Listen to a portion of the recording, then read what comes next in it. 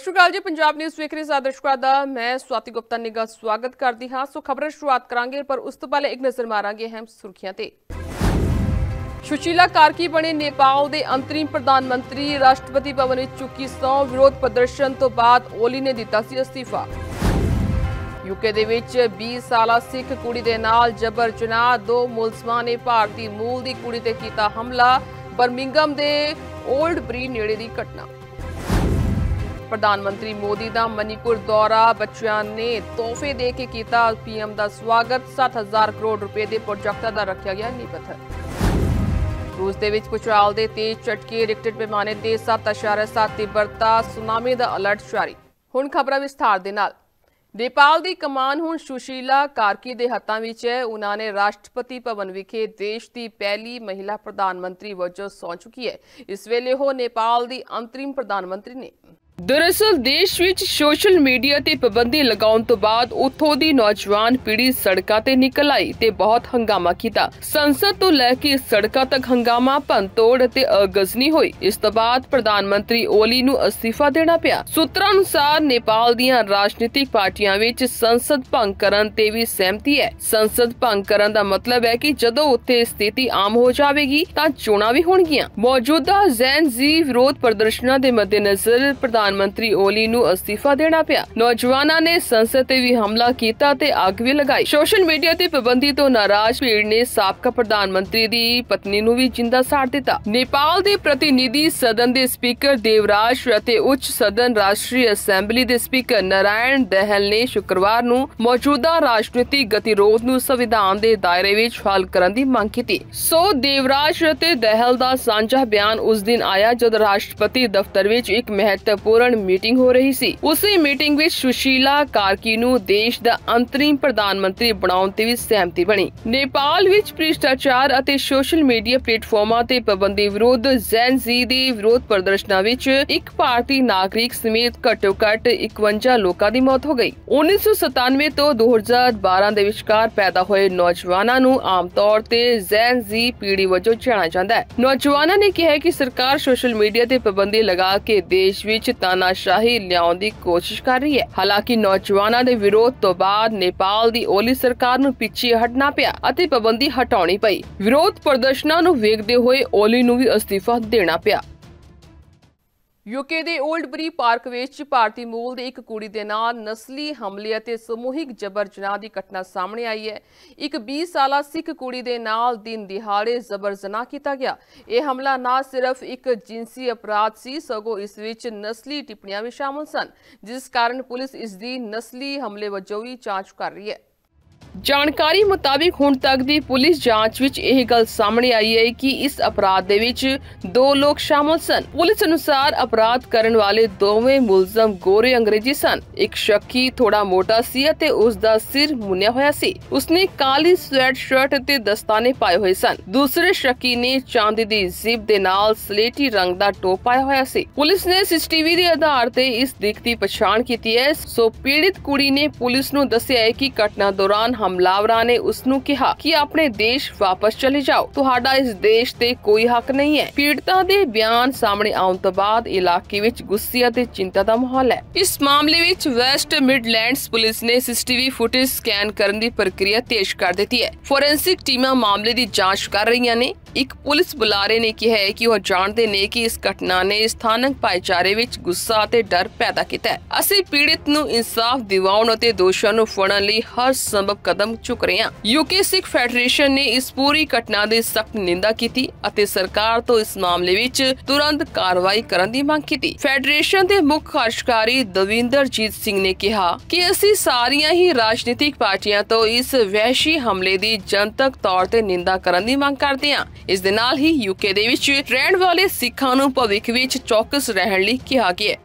ਕਾਫੀ ਸਮੇਂ ਤੋਂ ਨਸਲੀ ਹਿੰਸਾ ਨਾਲ ਜੂਝ ਰਹੇ ਮਨੀਪੁਰ ਦੇ ਦੌਰੇ ਤੇ ਆਏ ਪੀਐਮ ਮੋਦੀ ਨੇ ਰਾਜ ਨੂੰ ਵਿਕਾਸ ਦਾ ਵੱਡਾ ਤੋਹਫਾ ਦਿੱਤਾ ਹੈ।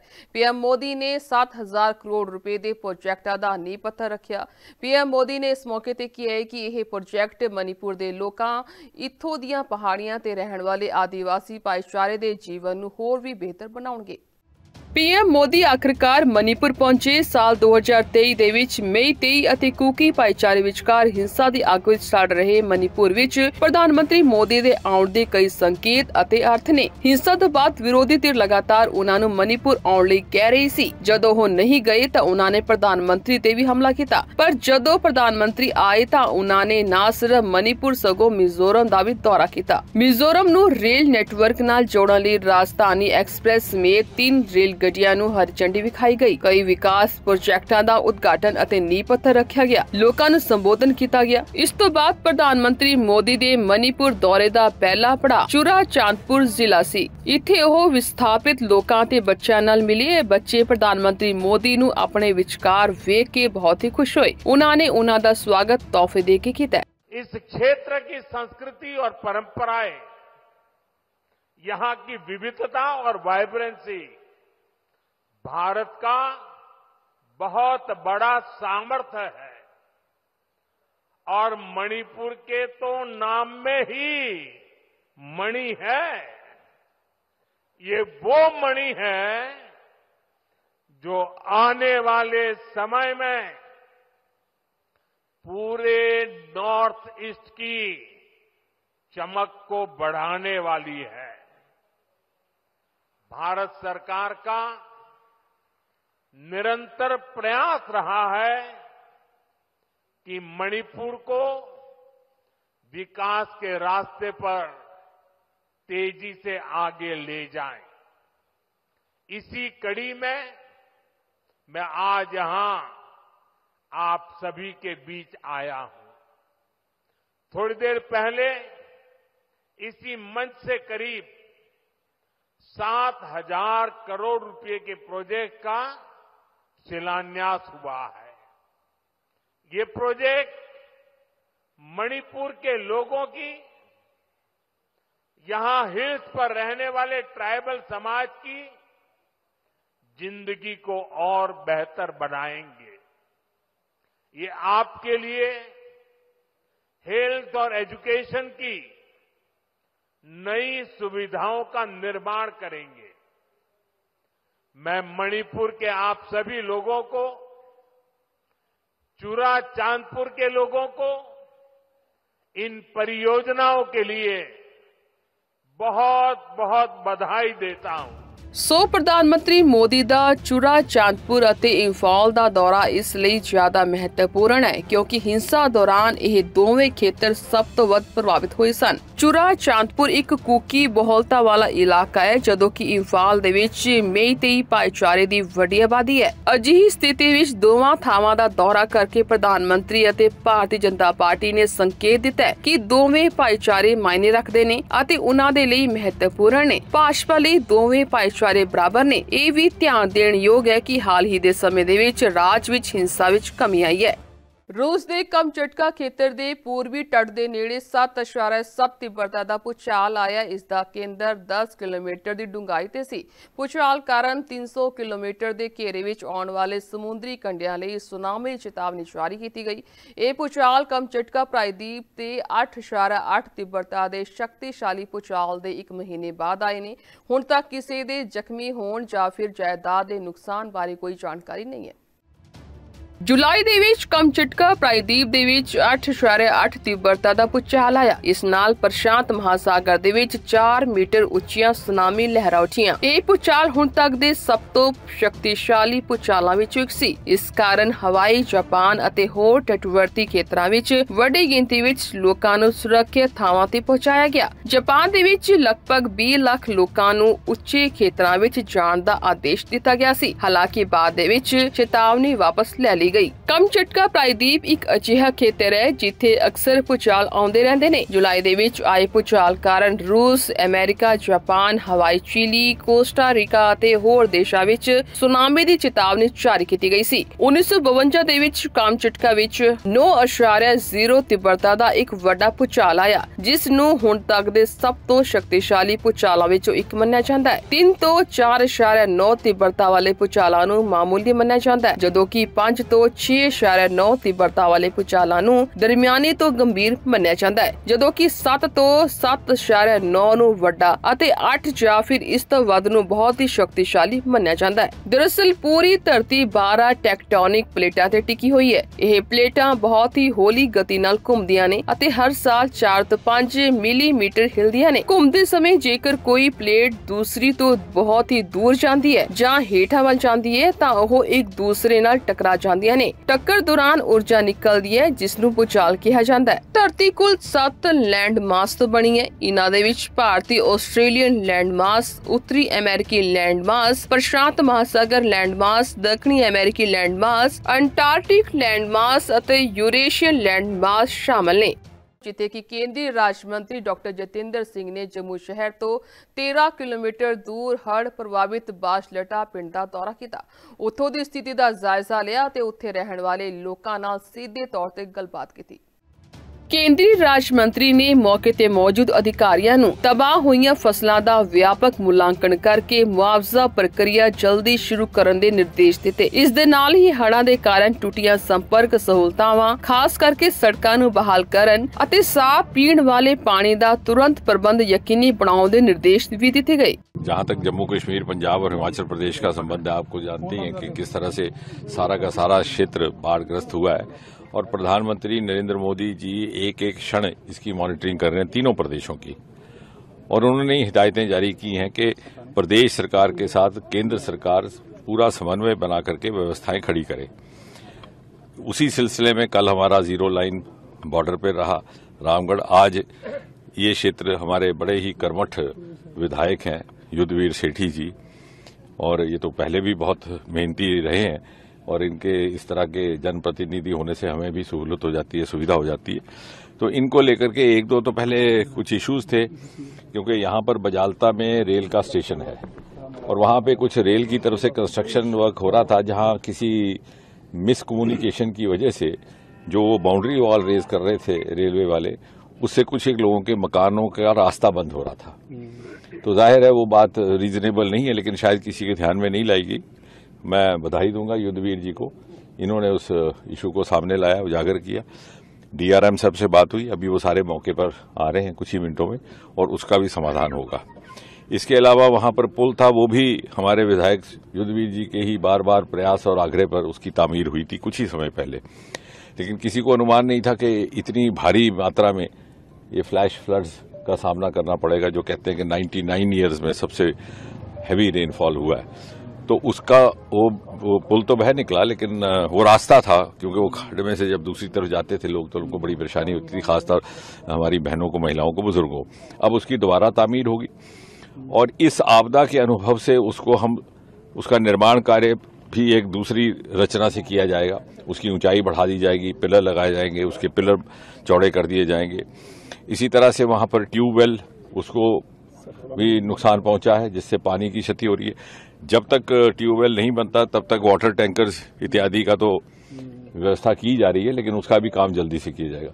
यहाँ जहाँ हम खड़े हैं, यहाँ पर बहुत भारी नुकसान भी हुआ, जोर से सैलाब आया, लगभग 6 मकान, 2 दुकानें बह निकले। इसका भी निर्माण कार्य अभी एस्टिमेट बना है, पीडब्ल्यूडी के अधिकारी भी हमारे साथ हैं। तो मैं आपके माध्यम से ये आश्वस्त करवाना चाहता हूं कि जब देश के प्रधानमंत्री स्वयं मॉनिटरिंग कर रहे हैं, तो अब जाहिर है कि जब प्रधानमंत्री स्वयं किसी बात की मॉनिटरिंग कर रहे हो तो नीचे तक जो व्यवस्थाएं हैं वो संचालित हो जाती। ਤੁਹਾਨੂੰ ਦੱਸ ਦਈਏ ਕਿ ਇਸ ਖੇਤਰ ਵਿੱਚ ਹਾਲ ਹੀ ਦੇ ਦਿਨਾਂ ਵਿੱਚ ਲਗਾਤਾਰ ਭਾਰੀ ਬਾਰਿਸ਼ ਹੋ ਰਹੀ ਹੈ, ਜਿਸ ਕਾਰਨ ਰਾਮਬਨ ਸਮੇਤ ਜੰਮੂ ਕਸ਼ਮੀਰ ਦੇ ਕਈ ਜ਼ਿਲ੍ਹਿਆਂ ਵਿੱਚ ਨਦੀਆਂ ਦਾ ਪਾਣੀ ਭਰ ਗਿਆ ਅਤੇ ਅਚਾਨਕ ਹੜ੍ਹ ਆ ਗਏ ਨੇ। ਅਧਿਕਾਰੀ ਹੋਰ ਨੁਕਸਾਨ ਨੂੰ ਰੋਕਣ ਦੇ ਲਈ ਸਥਿਤੀ ਦੇ ਨੇੜਿਓਂ ਨਜ਼ਰ ਰੱਖ ਰਹੇ ਨੇ। ਦੁਬਈ ਵਿੱਚ 14 ਸਤੰਬਰ ਨੂੰ ਹੋਣ ਵਾਲੇ ਭਾਰਤ-ਪਾਕਿਸਤਾਨ ਏਸ਼ੀਆ ਕੱਪ ਮੈਚ ਨੂੰ ਲੈ ਕੇ ਰਾਜਨੀਤੀ ਗਰਮਾ ਗਈ ਹੈ। ਦਰਅਸਲ ਵਿਰੋਧੀ ਧਿਰ ਇਸ ਮੈਚ ਤੇ ਪਾਬੰਦੀ ਲਗਾਉਣ ਦੀ ਮੰਗ ਕਰ ਰਹੀ ਹੈ। ਇਸ ਦੌਰਾਨ ਜੰਮੂ ਕਸ਼ਮੀਰ ਦੇ ਮੁੱਖ ਮੰਤਰੀ ਉਮਰ ਅਬਦੁੱਲਾ ਨੇ ਵੀ ਇਸ ਤੇ ਆਪਣੀ ਪ੍ਰਤੀਕਿਰਿਆ ਦਿੱਤੀ ਹੈ। ਉਹਨੇ ਕਿਹਾ ਕਿ ਬਹੁਪੱਖੀ ਟੂਰਨਾਮੈਂਟ ਦੇ ਵਿੱਚ ਖੇਡਣ ਤੇ ਕੋਈ ਇਤਰਾਜ਼ ਨਹੀਂ ਹੋਣਾ ਚਾਹੀਦਾ। ਜੰਮੂ ਕਸ਼ਮੀਰ ਦੇ ਮੁੱਖ ਮੰਤਰੀ ਉਮਰ ਅਬਦੁੱਲਾ ਨੇ ਕਿਹਾ ਕਿ ਸਾਨੂੰ ਸਿਰਫ ਭਾਰਤ ਅਤੇ ਪਾਕਿਸਤਾਨ ਵਿਚਕਾਰ ਦੁਵੱਲੀ ਲੜੀ ਨਾਲ ਹੀ ਸਮੱਸਿਆ ਹੈ। ਉਹਨੇ ਕਿਹਾ ਕਿ ਮੈਨੂੰ ਨਹੀਂ ਲੱਗਦਾ ਹੈ ਕਿ ਸਾਨੂੰ ਕਦੇ ਬਹੁਪੱਖੀ ਟੂਰਨਾਮੈਂਟਾਂ ਨਾਲ ਕੋਈ ਸਮੱਸਿਆ ਆਈ ਹੈ। I think our problem has always been with bilateral cricket matches. I don't think we've ever had a problem with multilateral part of large tournaments.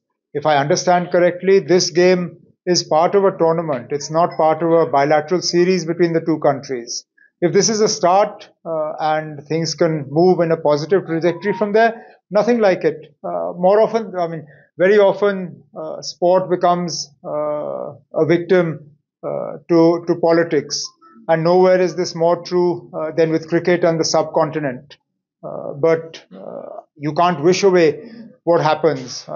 My part of the country has been the direct victim of this. More than 35 years of trouble. And this year, we all saw what happened in Pahalgam. These are real concerns that we have, and you can't wish them away. दूसरे ही पासे केंद्रीय मंत्री अनुराग ठाकुर ने कहा है कि ਜਦੋਂ ACC ਜਾਂ ICC ਵਰਗੇ ਬਹੁਪੱਖੀ ਟੂਰਨਾਮੈਂਟ ਆਯੋਜਿਤ ਕੀਤੇ ਜਾਂਦੇ ਨੇ ਤਾਂ ਸਾਰੇ ਦੇਸ਼ਾਂ ਲਈ ਉਹਨਾਂ ਵਿੱਚ ਹਿੱਸਾ ਲੈਣਾ ਲਾਜ਼ਮੀ ਹੋ ਜਾਂਦਾ ਹੈ। ਉਹਨਾਂ ਪਾਕਿਸਤਾਨ ਦੇ ਨਾਲ ਮੈਚ ਖੇਡਣ ਨੂੰ ਇੱਕ ਮਜਬੂਰੀ ਦੱਸਿਆ। मैं इतना ही कहूँगा, मल्टीनेशनल टूर्नामेंट जहाँ पर ACC या ICC करवाती है, वहाँ पे किसी भी देश के लिए मजबूरी या ज़रूरी हो जाता है भाग लेना। अगर वो नहीं लेंगे तो टूर्नामेंट से बाहर हो जाएंगे, उस मैच को छोड़ना पड़ेगा, तो वैसे दूसरी टीम को उसके पॉइंट्स भी मिल जाएंगे। तो इसकी बजाय जो आपकी प्रतिबद्धता है, चाहे कोई भी खेल है, उसमें मल्टीनेशनल टूर्नामेंट में आपको खेलना ही पड़ता है। लेकिन बायलैटरल टूर्नामेंट भारत पाकिस्तान के साथ नहीं खेलता। कई वर्षों से हमने ये निर्णय किया है कि भारत पाकिस्तान के साथ बायलैटरल नहीं खेलेगा जब तक पाकिस्तान भारत पर आतंकवादी हमले या कार्रवाई बंद नहीं करता है और जब तक पाकिस्तान आतंकवाद को खत्म नहीं करता। ਤੁਹਾਨੂੰ ਦੱਸ ਦਈਏ ਕਿ ਭਾਰਤ 9 ਸਤੰਬਰ ਤੋਂ ਸ਼ੁਰੂ ਹੋਏ ਏਸ਼ੀਆ ਕੱਪ ਦੇ 17ਵੇਂ ਐਡੀਸ਼ਨ ਦਾ ਅਧਿਕਾਰਤ ਮੇਜ਼ਬਾਨ ਹੈ। ਹਾਲਾਂਕਿ ਦੋਵੇਂ ਹੀ ਗੁਆਂਢੀ ਦੇਸ਼ਾਂ ਵਿਚਕਾਰ ਚੱਲ ਰਹੇ ਤਣਾਅ ਕਾਰਨ ਦੋਵੇਂ ਟੀਮਾਂ ਇੱਕ ਦੂਸਰੇ ਦੀ ਧਰਤੀ ਤੇ ਖੇਡਣ ਤੋਂ ਬਚ ਰਹੀਆਂ ਨੇ। ਨਤੀਜੇ ਵਜੋਂ ਇਹ ਟੂਰਨਾਮੈਂਟ ਸੰਯੁਕਤ ਅਰਬ ਅਮੀਰਾਤ ਵਿੱਚ ਹੋ ਰਿਹਾ ਹੈ, ਜਿਸ ਦੇ ਮੇਜ਼ਬਾਨ ਸ਼ਹਿਰ ਦੁਬਈ ਅਤੇ ਆਬੂ ਧਾਬੀ ਨੇ। ਆਮ ਆਦਮੀ ਪਾਰਟੀ ਨੇ ਏਸ਼ੀਆ ਕੱਪ ਦੇ ਵਿੱਚ ਹੋਣ ਵਾਲੇ ਭਾਰਤ ਪਾਕਿਸਤਾਨ ਕ੍ਰਿਕਟ ਮੈਚ ਦੇ ਖਿਲਾਫ ਦਿੱਲੀ ਵਿੱਚ ਜ਼ੋਰਦਾਰ ਵਿਰੋਧ ਪ੍ਰਦਰਸ਼ਨ ਕੀਤਾ। ਇਸ ਦੌਰਾਨ ਆਪ ਦੇ ਦਿੱਲੀ ਪ੍ਰਦੇਸ਼ ਪ੍ਰਧਾਨ ਸੌਰਭ ਭਾਰਦਵਾਜ ਨੇ ਕੇਂਦਰ ਤੇ ਪਹਿਲਗਾਮ ਅਤਵਾਦੀ ਹਮਲੇ ਦੇ ਪੀੜਤਾਂ ਦਾ ਅਪਮਾਨ ਕਰਨ ਦਾ ਦੋਸ਼ ਲਗਾਇਆ। ਉਹਨਾਂ ਨੇ ਪਾਕਿਸਤਾਨੀ ਖਿਡਾਰੀਆਂ ਦਾ ਪੁਤਲਾ ਸਾੜ ਕੇ ਆਪਣਾ ਵਿਰੋਧ ਦਰਜ ਕਰਾਇਆ।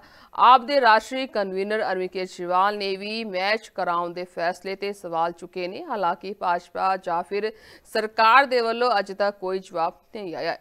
ਦਿੱਲੀ ਆਪ ਪ੍ਰਧਾਨ ਸੌਰਭ ਭਾਰਦਵਾਜ ਨੇ ਚੇਤਾਵਨੀ ਦਿੱਤੀ ਹੈ ਕਿ ਆਪ ਵਰਕਰ ਭਾਰਤ ਪਾਕਿਸਤਾਨ ਮੈਚ ਦਿਖਾ ਰਹੇ ਕਲੱਬਾਂ, ਪੱਬਾਂ ਅਤੇ ਰੈਸਟੋਰੈਂਟ ਦਾ ਪਰਦਾਫਾਸ਼ ਕਰਨਗੇ ਤਾਂ ਜੋ ਲੋਕ ਇਨ੍ਹਾਂ ਥਾਵਾਂ ਤੇ ਜਾਣਾ ਬੰਦ ਕਰ ਦੇਣ। ਇਸ ਦੌਰਾਨ ਆਪ ਆਗੂਆਂ ਨੇ ਪਾਰਟੀ ਵਰਕਰਾਂ ਦੇ ਨਾਲ ਮਿਲ ਕੇ ਪਾਕਿस्तानी ਖਿਡਾਰੀਆਂ ਦਾ ਪ੍ਰਤੀਕ ਪੁਤਲਾ ਵੀ ਸਾੜਿਆ। सरकार ने कहा हम ऑपरेशन सिंदूर चलाएंगे और पाकिस्तान के क्रिकेटरों की ये मजाल थी कि उन्होंने इतना घिनौना, इतना भद्दा हमारी बहनों के विषय में डाला कि जो हमारी बहन विधवा हुई है उसको पाकिस्तान का जनरल मुनीर उसकी मांग भर रहा है।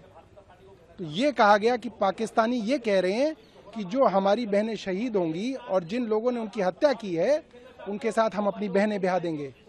ये तो बड़ी शर्म की और घटिया बात है। ऐसे लोगों के साथ हमारी क्रिकेट टीम कैसे क्रिकेट खेल सकती है? कैसे सरकार ये कर सकती है कि हम लोग जो कहते थे ट्रेड और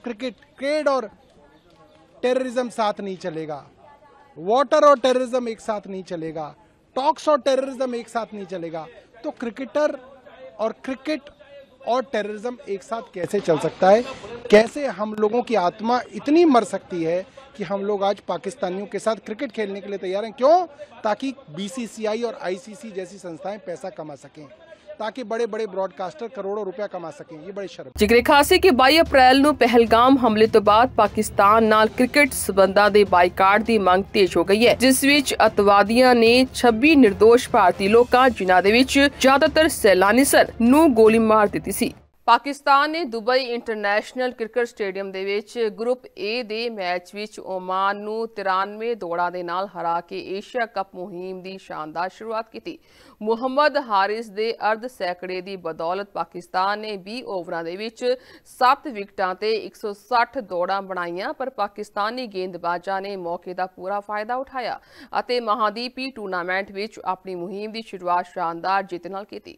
दस दईए कि 161 दौड़ां दे टीचे दा पीछा करते हुए ओमान दे आमिर कलीम अते हमद मिर्जा ही इको एक बल्लेबाज सन, जिन्हां ने कुछ हद तक पाकिस्तान दी गेंदबाजी दा सामना किया अते क्रमवार 13 ते 27 दौड़ां दा योगदान पाया। इस तो इलावा कोई भी बल्लेबाज दोहरे अंकड़े तक नहीं पहुंच सकिया। पावर प्ले खत्म होने तो बाद ओमान दा स्कोर 40-2 सी, पर इस तो बाद पूरी टीम ताश दे पत्तियां वांग टह गई अते 16.4 ओवरां दे विच 67-10 दौड़ां बना के पूरी पारी सिमट गई। पाकिस्तान लई फहीम अशरफ, मुकीम अते अयूब ने 2-2 विकेटां लईआं, जदों कि अफरीदी, अबरार अहमद अते नवाज ने 1-1 विकेट लई। इस तो पहला टॉस जीत के पहला बल्लेबाजी करन तो बाद पाकिस्तान ने 20 ओवरां विच 160 ਦਾ ਸਕੋਰ ਬਣਾਇਆ। ਮੁਹੰਮਦ ਹੈਰਿਸ ਨੇ 66 ਦੌੜਾਂ ਦੀ ਪਾਰੀ ਖੇਡੀ, ਜਦੋਂ ਕਿ ਫਖਰ ਜ਼ਮਾਨ 23 ਦੌੜਾਂ ਬਣਾ ਕੇ ਨਾਬਾਦ ਰਹੇ। ਹੈਰਿਸ ਦੀ ਪਾਰੀ ਪਾਕਿਸਤਾਨ ਦੀ ਪਾਰੀ ਦਾ ਮੁੱਖ ਆਕਰਸ਼ਣ ਸੀ। ਹੈਰਿਸ ਨੇ 32 ਗੇਂਦਾਂ ਵਿੱਚ ਆਪਣਾ ਪਹਿਲਾ T20 ਅੰਤਰਰਾਸ਼ਟਰੀ ਅਰਧ ਸੈਂਕੜਾ ਲਗਾਇਆ। ਉਸਨੇ 3 ਛੱਕਿਆਂ ਤੇ 7 ਚੌਕਿਆਂ ਦੀ ਸਹਾਇਤਾ ਨਾਲ 66 ਦੌੜਾਂ ਦੀ ਪਾਰੀ ਖੇਡੀ। ਕਲੀਮ ਅਤੇ ਫੈਜ਼ਲ ਓਮਾਨ ਲਈ ਸਭ ਤੋਂ ਵਧੀਆ ਗੇਂਦਬਾਜ਼ ਰਹੇ। ਦੋਵਾਂ ਨੇ 3-3 ਵਿਕਟਾਂ ਲਈਆਂ, ਜਦੋਂ ਕਿ ਸ਼ਕੀਲ ਅਹਿਮਦ ਖਾੜੀ देश ਲਈ ਸਭ ਤੋਂ ਕਿਫਾਇਤੀ ਗੇਂਦਬਾਜ਼ ਰਿਹਾ, ਜਿਸਨੇ ਆਪਣੇ 4 ਓਵਰਾਂ ਵਿੱਚ 0-17 ਦੀ ਔਸਤ ਨਾਲ ਦੌੜਾਂ ਦਿੱਤੀਆਂ। ਤੁਹਾਨੂੰ ਦੱਸ ਦਈਏ ਕਿ ਪਾਕਿਸਤਾਨ ਦਾ ਅਗਲਾ ਮੈਚ ਭਾਰਤ ਵਿਰੁੱਧ ਹੈ, ਜਿਸਨੇ ਬੁੱਧਵਾਰ ਨੂੰ ਸੰਯੁਕਤ ਅਰਬ ਅਮੀਰਾਤ ਨੂੰ 9 ਵਿਕਟਾਂ ਨਾਲ ਹਰਾ ਕੇ ਰਿਕਾਰਡ ਤੋੜ ਜਿੱਤ ਹਾਸਲ ਕੀਤੀ। ਪਰ ਕੀ ਪਾਕਿਸਤਾਨ ਮੌਜੂਦਾ T20 ਵਿਸ਼ਵ ਚੈਂਪੀਅਨ ਅਤੇ ਮੌਜੂਦਾ ਏਸ਼ੀਅਨ ਚੈਂਪੀਅਨ ਭਾਰਤ ਵਿਰੁੱਧ ਓਮਾਨ ਵਿਰੁੱਧ ਆਪਣਾ ਦਬਦਬਾ ਜਾਰੀ ਰੱਖਣ ਦੇ ਯੋਗ ਹੁੰਦਾ ਹੈ ਜਾਂ ਨਹੀਂ, ਇਹ ਦੇਖਣਾ ਬਾਕੀ ਹੈ। ਇਹ ਸ਼ਾਨਦਾਰ ਮੈਚ ਐਤਵਾਰ 14 ਸਤੰਬਰ ਨੂੰ ਖੇਡਿਆ ਜਾਏਗਾ। ਸੋ ਇਹ ਸਨ ਪੰਜਾਬ ਨਿਊਜ਼ ਦੀਆਂ ਅਹਿਮ ਖਬਰਾਂ। ਇਸ ਦੇ ਨਾਲ ਤੁਸੀਂ ਮੈਨੂੰ ਦਿਆ ਗਿਆ। ਧੰਨਵਾਦ।